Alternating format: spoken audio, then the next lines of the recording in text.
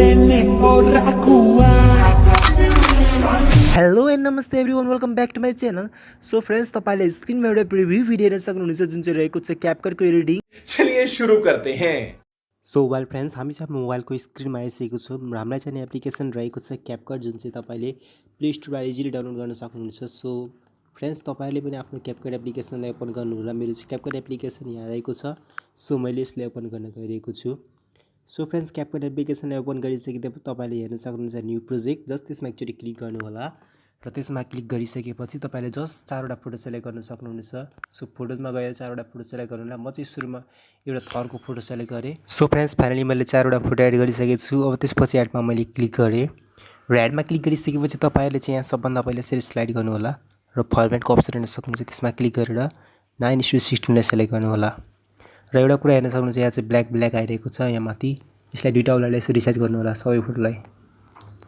So दोस्रो फोटोलाई पनि यसरी दुईटा औँलाले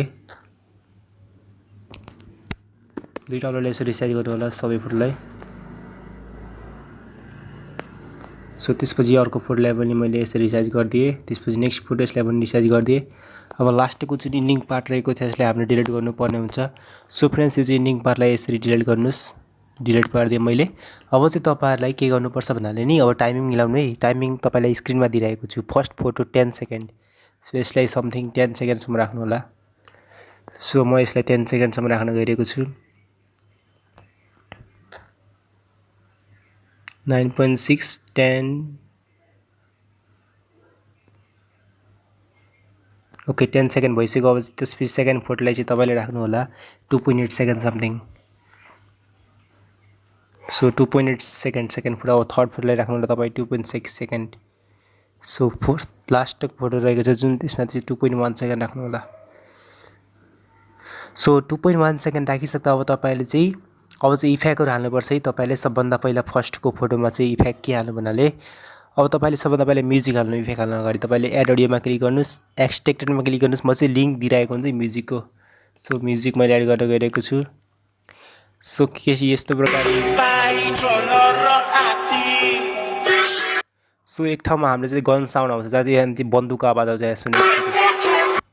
अब यहाँ चाहिँ एक ठाउँमा बन्दुकको आवाज छ. ठ्याक्क यो साउन्डमा ठ्याक्क हेर्नुस्. अब ठ्याक्क 8 सेकेन्डमा यो 9 छ नि यहाँ. ठ्याक्क तपाईले 8 सेकेन्डमा राख्नु होला. हेर्नुस् यहाँ यो 8 सेकेन्ड छ नि.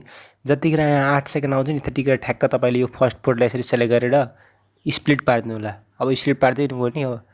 अब तपाईलाई के गर्नुपर्छ भन्नाले त्यसपछि तपाईलाई चाहिँ अब यो फर्स्ट फोटोको सबभन्दा स्टार्टिङमा जानु होला र त्यसपछि तपाईहरुले यहाँ चाहिँ ब्याक गर्नुस्. अब त्यसपछि इफेक्ट हेर्न सक्नुहुन्छ. त्यसलाई सेलेक्ट गर्नुस् र भिडियो इफेक्टमा जानु होला र त्यसपछि तपाईले समथिङ इलेक्ट्रिक लाइटिङ जसले हेर्न सक्नुहुन्छ. इलेक्ट्रिक लाइट भनेर लेखेको छ यसलाई सेलेक्ट गर्नु होला.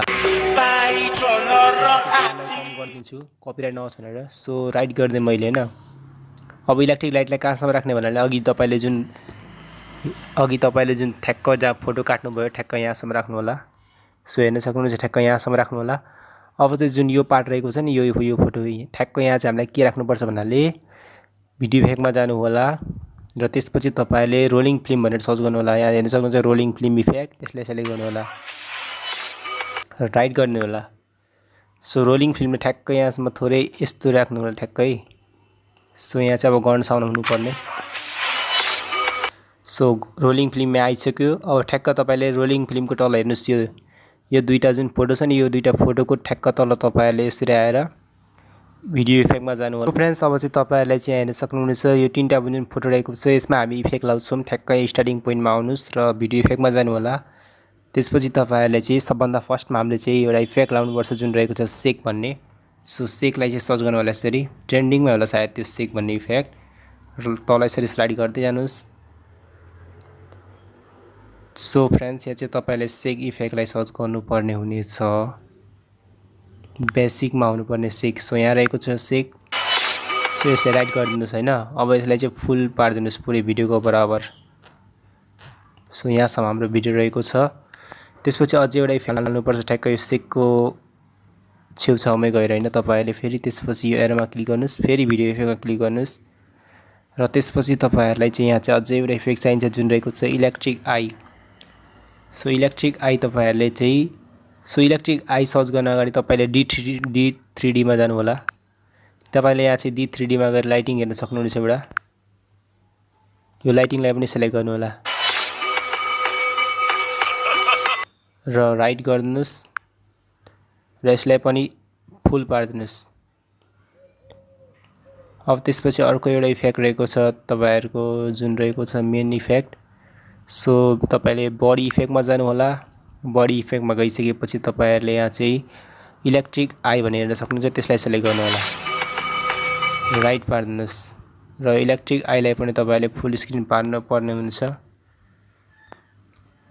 सो फ्रेन्ड्स तपाईहरुले यहाँ चाहिँ इलेक्ट्रिक आईलाई पनि फुल स्क्रिन पार्दिनुस्, यानी कि फुल भिडियोको बराबर पार्दिनुस्। अब त्यसपछि अझै एउटा इफेक्ट चाहिन्छ जुन चाहिँ रहेको छ हाम्रो लाइटिङ इफेक्ट भइसक्यो, इलेक्ट्रिक आई, सेक। सो तीनटा भइसक्यो, सेक, लाइटिङ इफेक्ट, इलेक्ट्रिक आई, तीनटै इफेक्ट भइसक्यो। अब चाहिँ तपाईहरुले चाहिँ एकचोटी प्ले गरेर हेर्नुस् भिडियोलाई के यस्तो प्रकारले बनेको छ हाम्रो भिडियो। सो ठ्याक्कै यहाँ गन साउन्डमा चाहिँ ओके ठ्याक्क गन साउन्डमा आएर हैन जहाँ चाहिँ बन्दुक पड्किन्छ त्यसमा भिडियो इफेक्टमा जानु होला। यहाँ चाहिँ मैले एउटा इफेक्ट हेरेको थिएँ जुन चाहिँ तपाईको लागि सुइटेबल हुनेछ। सो त्यो इफेक्ट चाहिँ यहाँ रहेको छ सायद। सो यहाँ रहेको छ ल्यान्डस्केप भन्ने त्यो इफेक्ट। सो यो इफेक्टलाई सर्च गर्नु बेसिकमा गएर ल्यान्डस्केप ओके अनि राइट गर्नुस्। अनि एउटा कुरा है, यो ल्यान्डस्केप जुन छ नि यो इफेक्टलाई चाहिँ अलिक तपाईले के गर्नुपर्छ निकै सानो साइज पार्नुस् है। यो इफेक्टलाई यसरी निकै सानो साइज पार्नुस् हैन। अब चाहिँ फाइनली चाहिँ भिडियो चाहिँ कम्प्लिट हुन्छ सायद होला हैन, कम्प्लिट हुन्छ हैन। अझै इफेक्ट तपाईले हाल्न सक्नुहुन्छ। इफेक्ट के हाल्न सक्नु भन्नाले तपाईहरुले यहाँ चाहिँ ओभरले हेर्न सक्नुहुन्छ, त्यसमा क्लिक गरेर एड ओभरलेमा क्लिक गर्नु होला र त्यसपछि स्टक भिडियोजमा गएर तपाईहरुले एउटा सेतो पर्दा सिलेक्ट गर्नु होला र एड गर्नुस् यो सेतो पर्दालाई। अनि यसलाई चाहिँ फुल स्क्रिन पार्दिनुस् यसरी।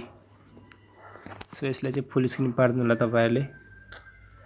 अनि फुल स्क्रिन पारिसकेपछि स्प्लाइसमा गर्नुस् अनि त्यसपछि ओभरले गर्दिनुस्। ओभरले गरिसक्नु हो राइट गर्दिनुस्। अब चाहिँ ठ्याक्क यो वाला यसलाई अलिक सानो पार्दिनुस् यति साइजको हैन। अब त्यसपछि एनिमेसनमा जानु होला अनि इनमा जानु होला अनि फेड इन सेलेक्ट गर्नुस्, यो सेलेक्ट गर्नुस् अनि त्यसपछि राइट पार्दिनुस्। अब त्यसपछि फेरि यसलाई कपी गर्दै जानुस्, यसरी स्लाइड गर्नुस्। यहाँ चाहिँ एउटा कपीको अप्सन हुन्छ। सो यहाँ रहेको छ कपी कपी कपी, 3-4 चोटि धेरै कपी गर्दै जानुस् हैन। अनि यसलाई चाहिँ यसरी थिचिराख्नुस् अनि यसरी मुभ गरिदिनुस्, यसरी थिचिराख्नुस् यसरी मुभ गरिदिनुस्, यसरी थिचिराख्नु यसरी मुभ। पुरै भिडियो यस्तै बनाउनु होला है तपाईहरुले। सो फाइनली हाम्रो भिडियो चाहिँ कम्प्लिट भइसक्यो।